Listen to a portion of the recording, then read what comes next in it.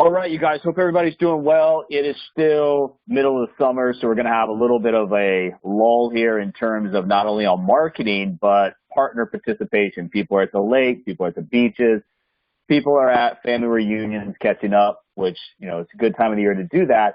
Just understand that anything that you do right now, like we talked about before, will do two things. Have a possible immediate direct impact on your business, as well as set you up for what's right around the corner, which is the sweet spot of the year for us and a lot of other businesses, which is August, September, and October. So let's talk about some things that can hopefully help you guys in your business. So it is July 10th, 2019. We've got an amazing opportunity for the right people. And I think that we always talk about this, but it's very, very important that you guys understand for the wrong people, this is not a good opportunity. This takes an entrepreneurial mindset. This takes vision. This takes hard work. This takes some grit, sweat equity, but it also takes some skill sets and the ability to, comprehend and learn new things. So really when you build your partner persona, understand these are all things that you have to take into consideration. And the better you get at pinpointing the right people, easier it's going to be for you to build this business. So when we look at people, we want to know, do they have the desire to dominate a market or a marketplace? If so, that's a pretty good vision and a pretty good mindset. Are they the type of person that once they know what's going to get them the results they're looking for, that they're actually willing to do that? Are they the type of person who appreciates and understands the value of both activity as well as accountability? And finally, that secret recipe to success, do they have grit? Do they have the stubborn refusal to give in or give up? And once you understand really what grit is all about and able to identify it in the marketplace and find people with grit, that's really what's going to get them through what we call the survival period. All right, we're taking a look at two companies right here, Priceline as well as Amazon. These are two very disruptive technology companies. They have business models that change the way that their industry really did business. But you can see, and we've used these as examples before, at any time, your business model, no matter how great, innovative, disruptive it might be, no matter how well you might think that you're executing, the marketplace might not reward you. Now, we're talking about big companies here. From you on an individual basis, you have to realize you go through the same process as an entrepreneur starting a business from scratch. You're going to put in work sometimes that does not get rewarded. It goes back to the ability to see things come into a mindset where you understand not every day is going to be good, not every week's going to be good, not every month's going to be good, but the overall progression or progress towards the end goal will make sure that you don't get caught up in these periods of time and get too low. And also, when you have things going right in your business, you don't want to get too high either. Kind of keep an even keel, understand what this is, which is a process. Now, it's very important you guys understand you're building your business. You want to look at this as a lot of other technology companies. You're building a community. Our community is based and includes a number of different types of people.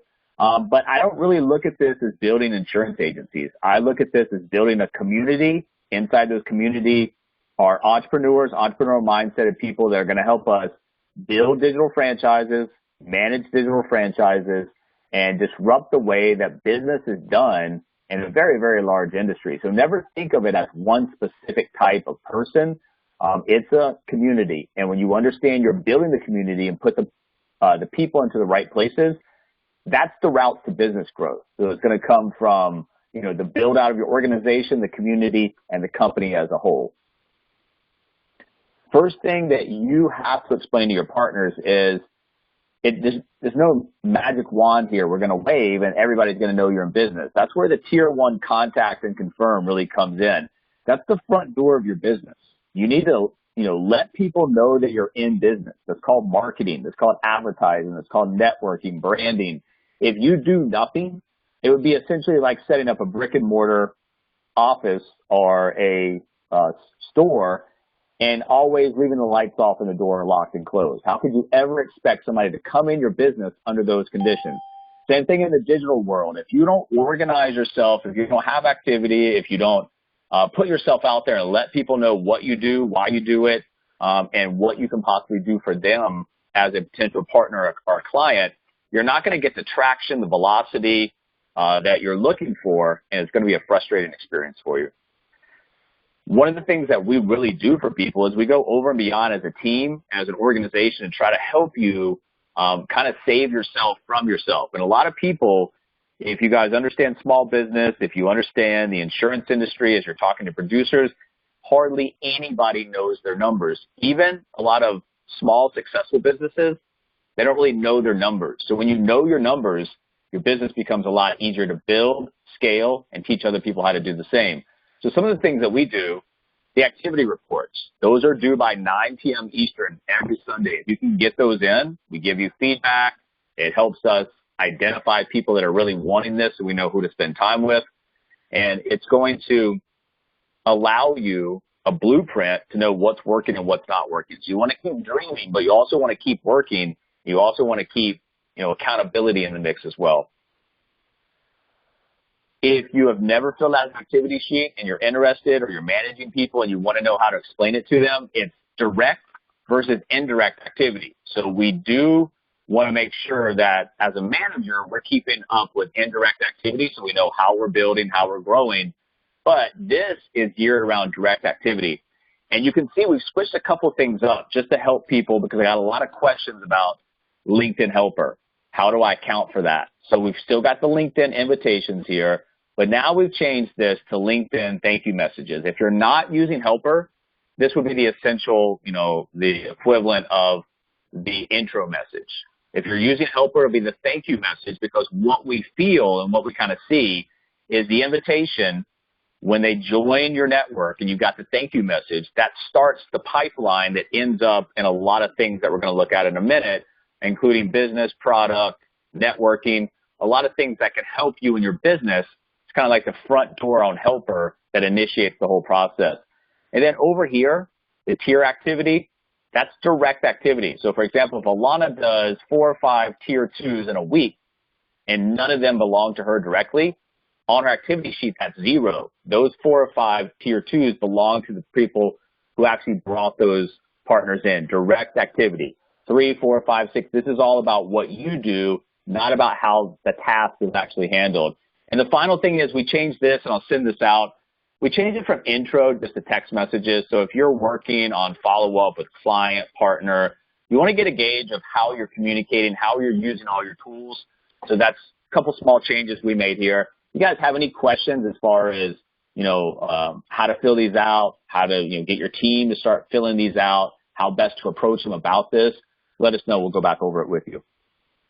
Also, whether it's the landing pages that you use through this company, or as you start to build some of your own marketing assets, if you've got things out there, make sure you test them, because a little small break in a URL can create a disaster. So if you've got somebody, for example, in part of a funnel and there's a break, well, guess what?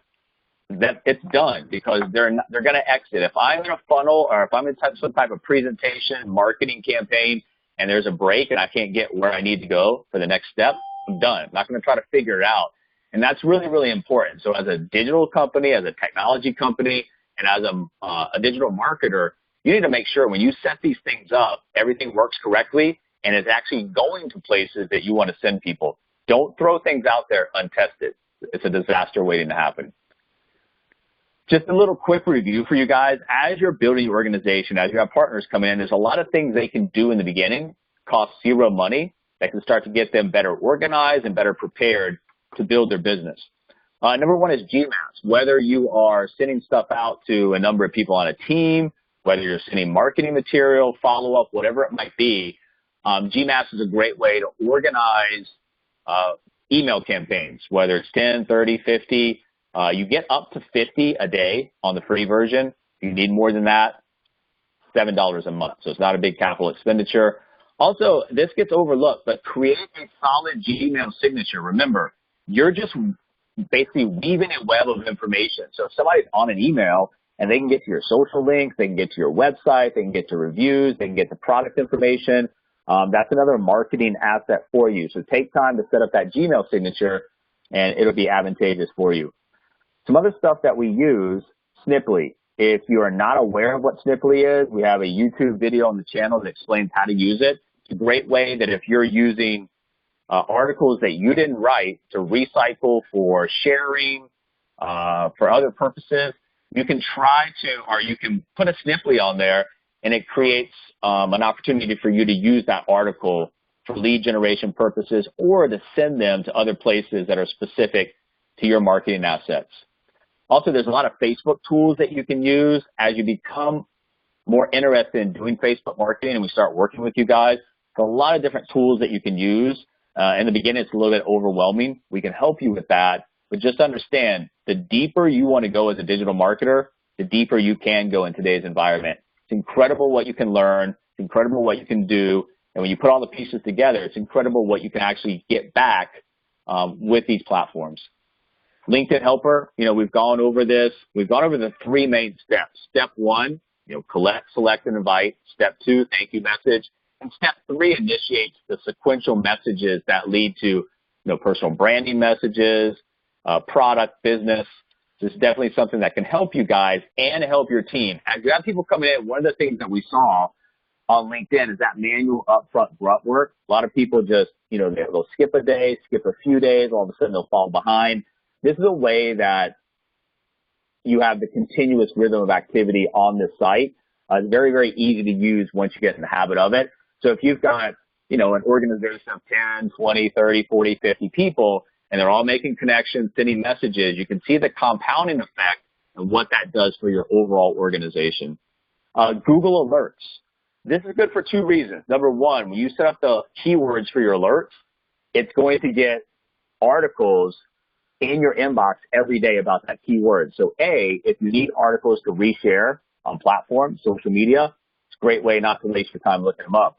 But also B, if you want to learn about stuff, you want to learn about, products, if you want to learn about digital marketing, if you want to learn about a certain social media platform, it's a great way to get educational articles delivered to you daily as well. Lightshot. We always talk about the fact that if you're in webinars, as you're, getting more advanced and you're starting to make your own memes, Lightshot is a great way to really capture the screen, alter the screenshot, do a lot of things with it, save it, copy it, saves us a lot of time. Also, when I'm in a webinar, if I write stuff down, 15 minutes later, I have no idea what I wrote down. My handwriting's very, very bad. I just screen capture everything now. Helps out. Track your emails, whether it's clients or partners. You want to know the email wasn't lost in cyberspace. You want to know it was received. If I send Alana an email right now and she opens it, I get a report back that says, Alana Amos, open your email 13 seconds after it was sent. So it's a great time management tool, tracking tool, and it helps know, the things are being delivered, read, and it's a great follow-up management tool as well. Google Docs. If you're creating things where you want it to be more aesthetically pleasing than just text, Google Docs are a great way to create like HTML quality emails or other documents that has a nice look to it. And then finally, Bitly. This is something that if you're out there advertising, those real long URLs don't work. Same thing in LinkedIn Helper. If you're sending an article out to your audience, you want that link to be as short as possible. Bitly will shorten that for you. All of this stuff is free, guys. So you want to take advantage of this stuff and make sure your partners understand there's a lot of things they can do instantly with no money out of pocket that will help them get a jump start in this business. You're going to have to find something in this business that you're passionate about, and same thing with the people coming in. That's going to drive you. Well, I've talked about this before. I'm not that passionate about insurance. I understand the value of what we do, and it's very needed in today's society. But what drives me, what I'm passionate about, what I get up in the morning for is entrepreneurship. For myself and my family, it's by far the best path or way to get me to where I want to go, but also for other people. The idea of raising people up and teaching them how entrepreneurship is going to get them the kind of lifestyle they want is exciting for me. For you guys, it might be something different. For Alana, it's very passionate because of what happened to her and her family about insurance. You've got to find something that drives you. There's a lot of different things inside this business that can potentially drive you. Digital marketing is something I'm getting more excited about. The more I learn about it, the more interested I am in it. So the gateway digital marketing is going to lead up into a lot of markets and opportunities. In order to get there, you've got to find something, the engine that's going to drive you to make you do this work. And as you're out there, remember, living benefits, the business opportunity, you tell stories and you solve problems and you offer solutions. If you lead with insurance talk, people are going to shut down. If you lead with a business opportunity talk, most people are going to shut down because they're overwhelmed in today's society with those type of messages. You got to learn how to be interesting, manufacture interest in what you're doing by being a person that people want to hear from, that you're informational, you're educational, you entertain them. So it's all about developing that personal brand. It's going to take some time, but the more you work at it, the better you get at it, the more you separate yourself from the crowd. And when you put yourself in that smaller percentage of people who are actually using these platforms correctly, it's a very, very valuable and advantageous position to be in. So let's look at LinkedIn Helper, and let's just kind of go through, when we talk about step 1 through 3, what leads us up into there. That's automation. What automation is going to allow us to do is free up time. So this right here is just an example of engagement. When we talk about engagement on a platform like LinkedIn, it should be a goal of yours to have engagement on this platform every day. In the very beginning, it's going to be tough. It was tough for me. I was looking for the perfect thing to comment on, the perfect comment. If you get caught up in that loop or that cycle, all of a sudden it's going to be 10 or 15 minutes later and you haven't put in one comment, one reply. So you want to make sure that you get into the habit of doing it so it becomes easier and know where to look. So this was I don't know how old this is, but this is an article, America's elderly are twice as likely to work than in 1985. And people started commenting on it. This comment right here from me, in this economy, it's hard to save your way to retirement. It's one of our beliefs, right? People are going to find the ability to retire by producing cash flow. Remember, you don't save up a chunk of money and deplete that for the rest of your life. That doesn't work anymore. So what we're doing now is we're teaching people how to survive in retirement by producing cash flow. And it got some likes, some replies. Some people agree, some people don't or disagree. But ultimately, one of these people replied back, I'm interested in talking to you about this article. I'm 66 years old with a new job. So you always want to look at everything you do in terms of value for you, your personal brand, your business. It's a way to open conversation. So understand, if you're going into the 12-week year and you need an engagement tactic or goal, I think starting out trying to do 10 engagements on LinkedIn a day, pretty good goal. And I think if you start to do that, it's going to drive more profile views. It's going to drive more connection requests from the other side, and it's going to build that personal brand. Remember, stay away from politics, stay away from religion, stay away from making people too upset about, any one thing. General comments that push your core philosophy or beliefs about whatever it might be. And if you are looking at advertising, remember, we look at advertising in two ways. If you're headhunting or recruiting, well, really the only way to evaluate if you're doing a marketing campaign and paying money for that is on the phase exchanges up front, because that's how you get your return on investment. Now, longer term, that business partner could have immense value. So the value of a partner is still undetermined as they come in. The return on investment should be through those phase 1 training sale exchanges. Now, on the client, pretty straightforward. This is what I spent. This is what I got. This is what I converted. This is what I made. But as you're looking at opportunities to advertise, understand that you can kind of explore in your waffle iron or Rubik's Cube, whatever you want to call it. There's something called advertise. And you can go in there and you can start exploring ways to advertise on LinkedIn. Now, once again, we never, ever recommend just throwing money at something. It's going to be a losing proposition. You have to learn, experiment, see what works, and then come back and throw more money on it. But basically, there's 3 ways to advertise on LinkedIn. You've got sponsored content. That's coming right down the middle in your face. You've also got the text ads that show up over on the side, and you've got the in-mail. If I was going to advertise right now on LinkedIn, I think the sponsored content is going to be the best because it's right there in the middle where people are usually looking. They've got a bunch of different ways you can advertise. If you guys have any questions about this, let us know. But just make sure if you're doing something, you have to test it with a very small budget, and you can grow it from there. Doesn't matter if you're purchasing leads, doing marketing campaigns. just like what we try to teach our clients, when you only look at the cost of something and not look at the value of something, you're going to make certain kind of choices. When you start looking at the value of something, you'll make different choices. So if I came to you right now and said, hey, you need to spend $2,200 this month in order to make $9,500, does that make sense to you? Of course it does. Now, if I come to you and say, you're going to spend $2,200 a month and we're going to try to make about $1,800, that doesn't make sense. So once again, if you know your numbers, it becomes easier to make those decisions that typically are hard in the marketplace. If you're only thinking about how much something costs and not the value of the back end, it's going to limit you. Now, if you don't have the resources to advertise, you're going to have to build it organically for a little while. But if you have the resources, then you want to look at return on investment, cost of acquisition, and overall longer term, what that value of the potential partner or the client might be. And we talked about this a minute ago. There were a couple slides that are out of order, but automation is going to free up your time. How are you going to reinvest your time? And one of the WHAM groups, David Colwell said, he's a part-timer. It's going to free up 7 hours a week. That is a big deal to somebody full-time. It's a really, really, really big deal to somebody part-time. So automation is going to free up time. So what are you going to do with that time? You're going to sit back and let the helper do the work and not take advantage of that freed up time? Or you're going to reinvest in income-producing activities, growth activities that will drive your business forward.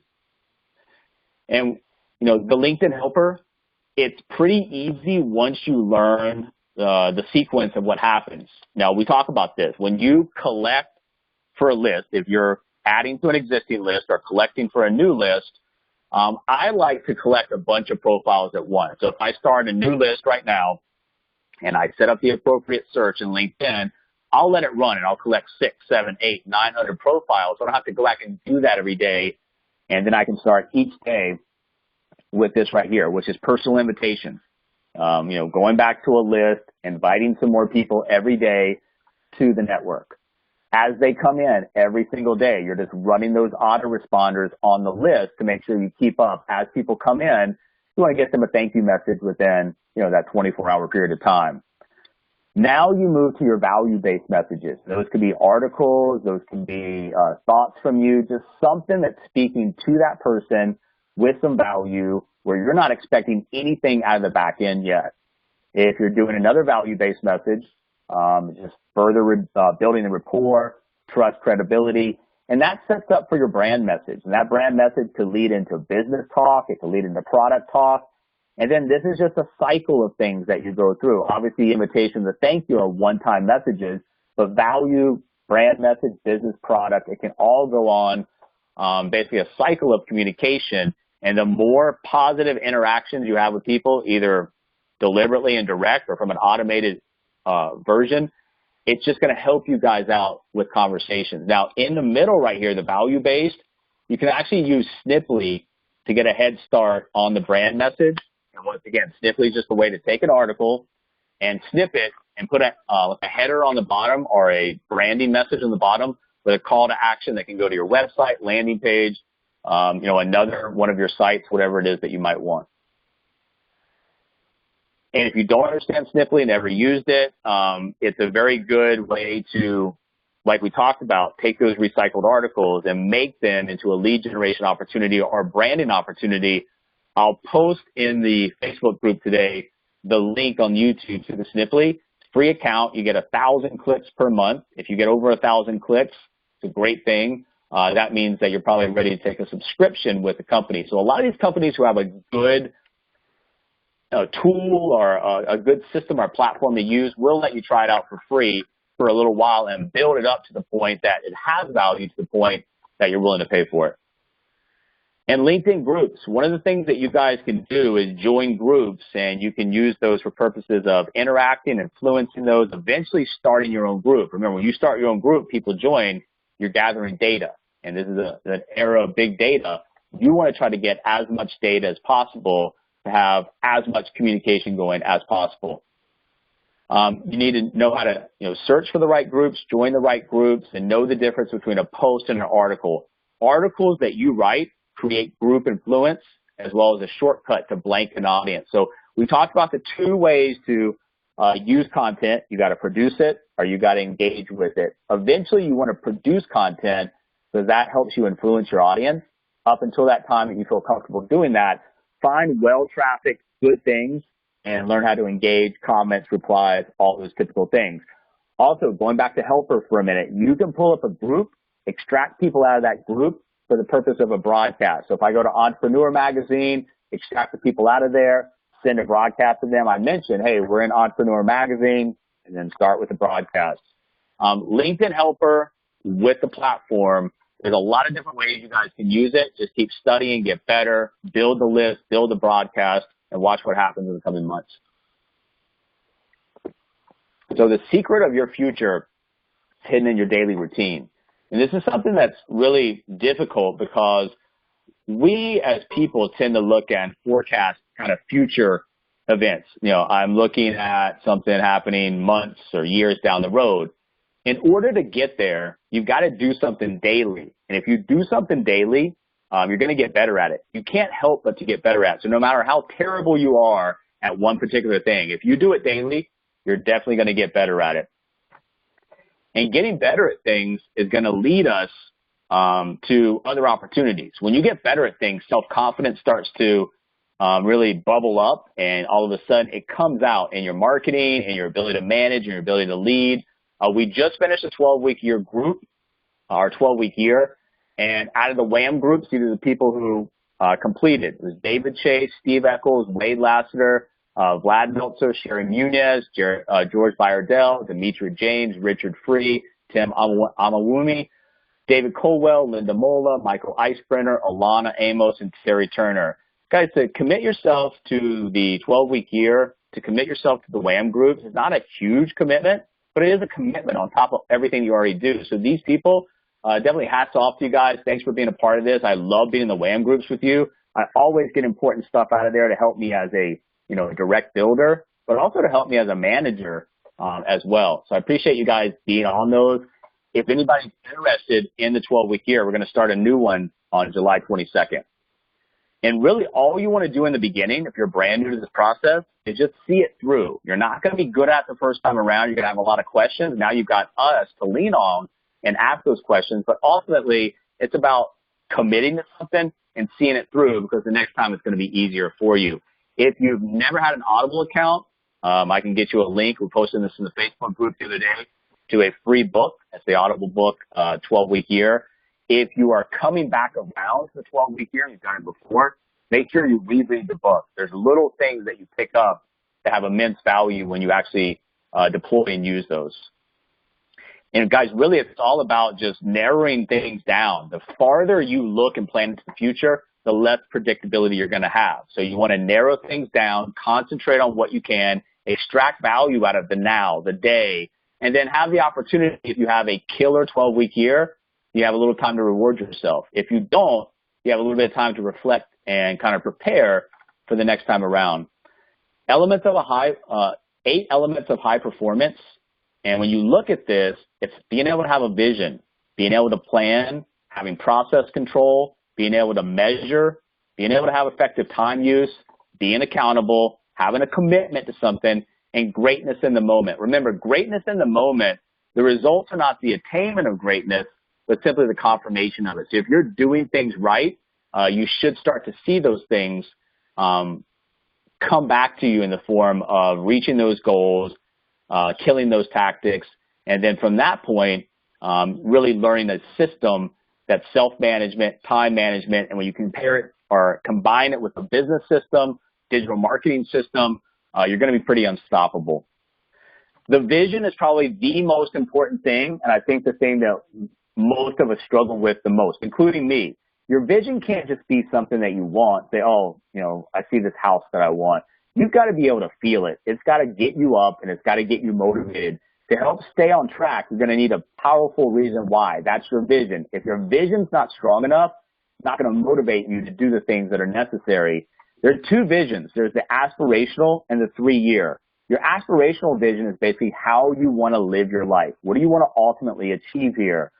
This could include financial independence, living a healthy life, having a family, living to an X age. Your 3-year vision, and what we concentrate on mostly for the 12-week year, describes key objectives you want to get completed and accomplished within the next 36 months. 3 years flies by, guys. We don't think it does, but it really does. So what you can accomplish over the next 36 months can be great, or it can be very minuscule, depending on the vision and how you organize your time. And really, when you're looking at vision goals, these are typical goals that people concentrate on: cash flow, income, savings, debt elimination, that immediate kind of cash flow or income situation. Also things that you want. When I made this, I'm still looking at moving, getting a house in Vegas. It's going to be easier to brand my business there. Also some investment things you might want.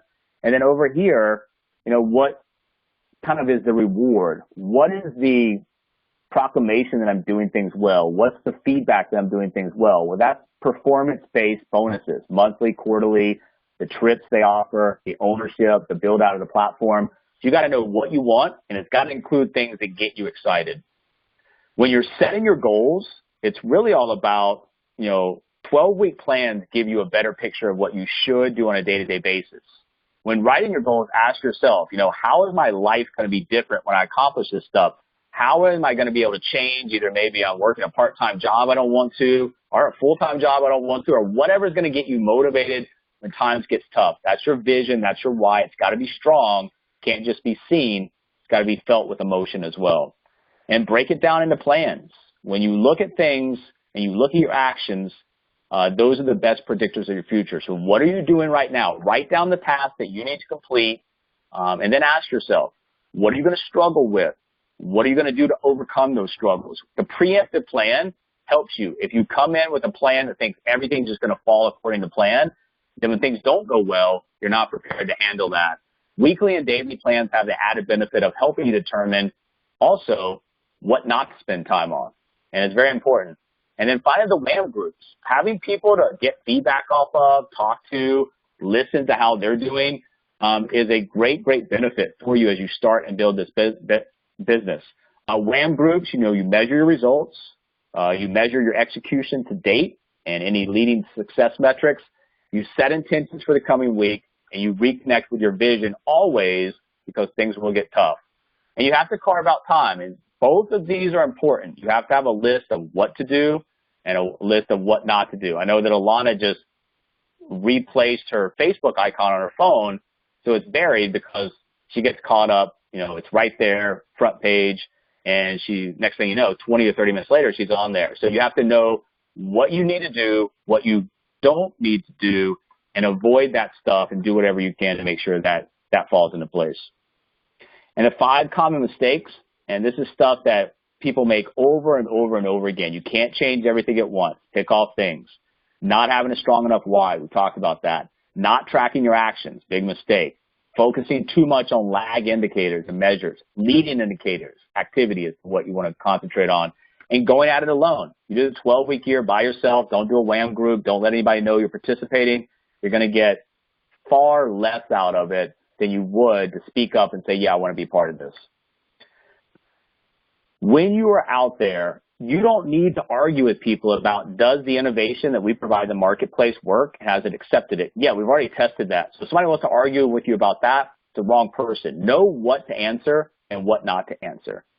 Disruptive technology, and that means stuff that the company offers, we as a team offer, but it also means things you're doing on an individual basis. As you start to do digital marketing, make your own marketing assets, it's a very, very large industry, and it's flush with money. So the combination of both of those things can be a very, very, very explosive opportunity for you. You've got to know that, this starts with a spark, and you've got to provide that spark. Fire starts very slow in most cases, but once it really gets going, it's got an explosive viral nature to it. And that all circles back with marketing. You can have the best products, the best business opportunity, but if you don't market, effectively, it doesn't matter how great of a system you have. Nobody's coming in the top of that system, and that really is what you guys have to understand. Without effective marketing, without lead generation, without knowing how to open and create conversations, it's going to be really tough to build this. So when you're looking at the marketing mix, you test the market, and then once it's tested, you understand what works and what doesn't work. And once you have those bullseyes, Just you go back and do that over and over and over again until it doesn't work. Now, once again, things work sometimes and they quit working. If things quit working, don't continue to try to beat yourself over the head wondering why. Move on to something else. So also, when you're out there, realize that, the whole paradigm of the life cycle has changed. And when you understand that, it becomes a lot easier to start talking to people because they've noticed too. We all grew up hearing that, you go to college, you get that good job, you buy a house, you pay off the mortgage as soon as possible, you save a little bit, whatever you can each month, and you'll be set for life. Well, obviously, looking at that right now doesn't look like it makes sense in today's society. And the reason is it was rock solid advice for previous generations because they lived in the same house for their entire life. They had basically one job for their entire life. They lived on one income.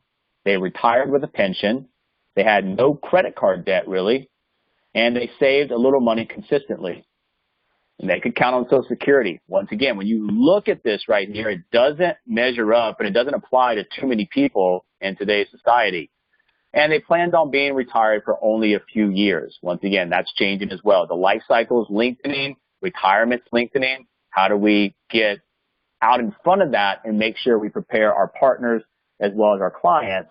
Well, you have to understand life has changed. Today, we'll move 4 to 6 times in our life, and we'll have 3 to 7 jobs during our lifetime. I don't know about you guys, but these top 2 right here, I've already crushed these numbers. Way more times than I moved, way more jobs that I had.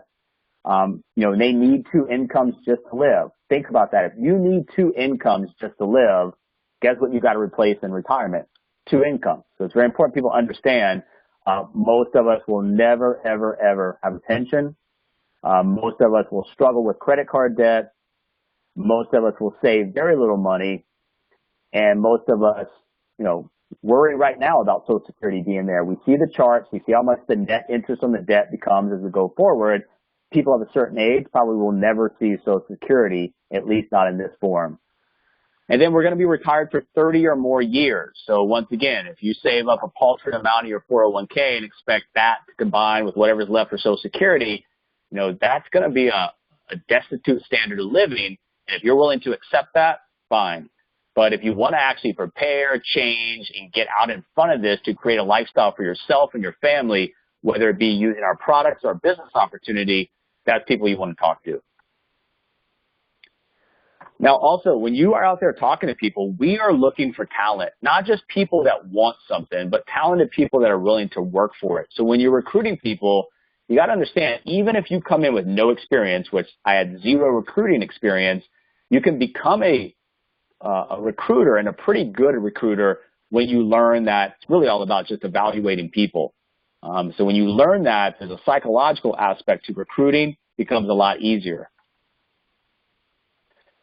One of the first things that we have to be able to do as a recruiter is wipe away the fear. Don't be afraid. We're on the phone. We're not face-to-face. We're not doing any of those things that should be uncomfortable. Worst thing that happens on the phone is that you freak out and you hang up and end the call, or the other side gets tired of hearing it and they end the call. But overall, that's the absolute worst that could come out of this. So what could you do if you just remove fear off the plate?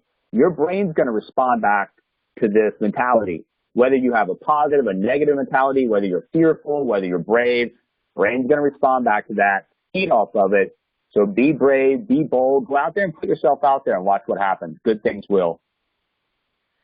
Mindset check. As a recruiter, once again, you have to know how to read people, but you also have to know how to, organize what you do mentally. Don't do things for the money, for the trips, for the promotion, for the recognition. That all comes if you get in the mindset to start uplifting others, doing things, building, managing, teaching people marketing, all of these things in order to lift them up. If people and enough people that you help find their way to success, it's definitely going to get you to your success as well. So flip the mindset. The other part, kind of selfish reasons we do this business will come if you get into the unselfish nature and mindset of helping other people. Also, as a recruiter, as you come in, don't get overwhelmed by social media. Take it platform by platform. Understand what you can and cannot do at this time. Understand that if you come in with little to no social media experience, Next week, you're not going to be an influencer. Like everything that we talk about, it takes time. You have to let it compound. When we say 9 to 12 months to learn this business, we're not just talking about virtual financial. We're talking about the other stuff that ties into this business. Somebody can give us a year. They should know this business pretty well and then spend the next, 4 or 5 years building it. Should have a pretty nice business at that point. It's really just about, doing the things you need to on a daily basis, having some activity, trying to grow the audience, trying to engage that audience, trying to grow your personal brand, and continue to educate yourself. There's so many tools out here today. The more you learn, the more you're going to earn. And we just talked about this. Reading people. It's one of the most important things that really a recruiter can pick up as far as a skill set.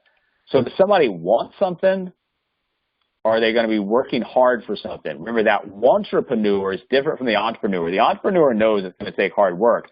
The entrepreneur just reads about the glorious life, the jets, the cars, the beaches. They want that, but are they willing to work for it? Because I just wrote an article on LinkedIn that entrepreneurship is going to, the price of freedom is pretty high. You're going to have to pay a financial price. You're going to have to pay a price on your lifestyle. And you're going to have to pay a price on a psychological price for a little while. In the beginning, if you work 80 hours a week to make what somebody would have made in a 40-hour paycheck or even way less, how is that going to feel? Are you able to overcome that and see past that? And this is an interesting graph that I pulled up. Now, this is just from an agency. I think these people have interviewed, I don't know how many producers it was for different types of agency building models. But you can see the first thing we look at is, can you find producers easily? Almost 2/3 say yes, we can find it easily. Can you activate producers easily and get them off running, writing business? You can see it totally flip-flops. Now a little bit over 1/3 say yes. So how do we change this? Well, you change this by teaching people not to be dependent on anything but themselves in the marketing arena. In other words, going from purchasing leads from an outside vendor to creating your own leads. The more control you have over this business, easier it is to build a business, to attract talent, teach them those things, and get them up off the ground making money as soon as possible. The mistakes happen at different points, but understand that if you're making mistakes at different points in your funnel, different parts of your marketing campaign, and you're able to analyze that with analytics, way easier to change those things. Small changes in the beginning will save you a lot of time, energy, resources, and get you in a point where these start to convert the way you want it to in a much faster manner. All you're trying to do is attract people, business partners, clients, and that really is just from contacts. And we're not trying to attract them as clients or as business partners. You're trying to attract them into your personal brand, into your marketing campaigns, into your messages, and that'll help build the relationships that you're looking for, and that ultimately leads to these two types of outcomes. A lot of us think when we first come in here about, what if this happens, and what if I'm not successful, and what if this person says no? Once again, your brain's going to adopt that mentality. If your what ifs are all negative outcomes, it's going to be a hindrance on your ability to move forward and build something worthwhile. So you want to think about if, something's going to be an outcome of yes or no, and you go into it preemptively thinking it's going to be no, that's a bad mindset. You also need to know that for our business opportunity, a lot of this will be no. People don't understand what we're doing. People don't understand digital disruption. People aren't entrepreneurs. People don't have the time, whatever it might be, from their side or our side, to know. So what you want to concentrate on is the yeses. You want to concentrate on the clients that you picked up. You want to concentrate on the partners that you picked up. You want to concentrate on the partners that are actually doing something. Concentrate your mindset on what you have going right and not what's going wrong. And then you'll go into conversations with a much more upbeat attitude, confidence, and trust me, that comes out on the phone. Another thing, what if you can create digital marketing assets, campaigns, marketing messages that taps into this upgrade market in a big way? This is a big market. It's barely untapped. We need to work on ways to get in front of this audience. So once again, when you're looking at your marketing, when you're looking at your activity, when you're looking at your messages, start thinking about, how is this going to work? How am I going to deploy it? And what's going to happen when it does start working well? Because when something starts working well and in a market this large, there is a lot of opportunity here. If you've got something that works and you can teach that to other people, the compounding effect is huge. And you're not talking about really anything than helping people.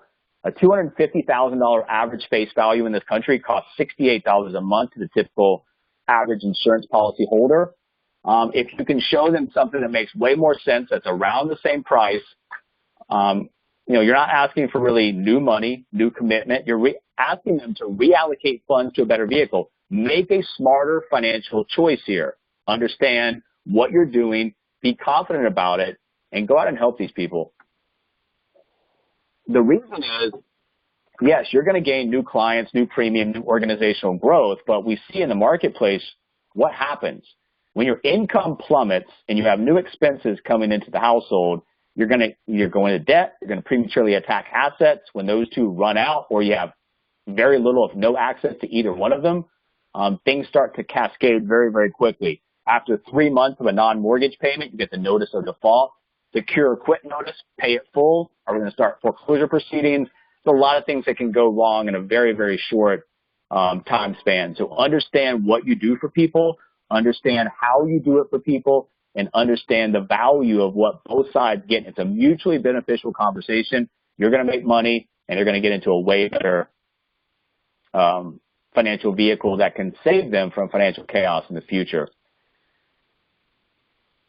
So are you ignoring a major financial risk to your family? It's an honest question that a lot of people are. If they are insured, they might qualify for an upgrade. If they have no insurance, obviously the consequence of something that might happen to them is enormous. So you may have the wrong kind of life insurance and don't even know it. Most people that you talk to, if they're holding term insurance, they don't know about living benefits. They don't know they may have another option. You're an educator. And when you educate with the right words, with the right verbiage, with the right message, you get the other side to start raising their hand, and the end of the conversation can be product. Also, guys, one of the things that you need to make sure that you understand is the difference between a boss and a leader. Boss is a corporate structure. That means people are getting paid to show up. They're W-2 employees.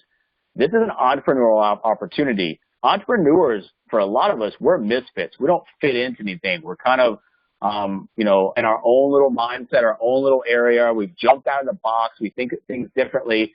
You can't be a boss to entrepreneurs. You have to be a leader to entrepreneurs. You have to coach them on goodwill. You have to generate enthusiasm. You have to use we instead of I. You have to fix breakdowns. You have to show how it's done. You have to develop people. You have to give credit where credit's due. You have to ask questions and say, let's go. You've got to be a motivator. And that's very, very important. You can't be a boss to entrepreneurs. You have to be a leader. Also, if you're brand new, you've been in here a month, you've been in here a year, no matter where you're at, you want to look long term. If you've got 10 people in your agency, you want to think about having 1,000. How am I going to grow this? And what am I doing right now to manage my team that I can scale that would be used for 10 people or 1,000? So like Wayne Gretzky says, some people skate to the puck. I skate to where the puck's going to be. Skate and, accordingly and organize yourself to think big business, big agency development, big distribution.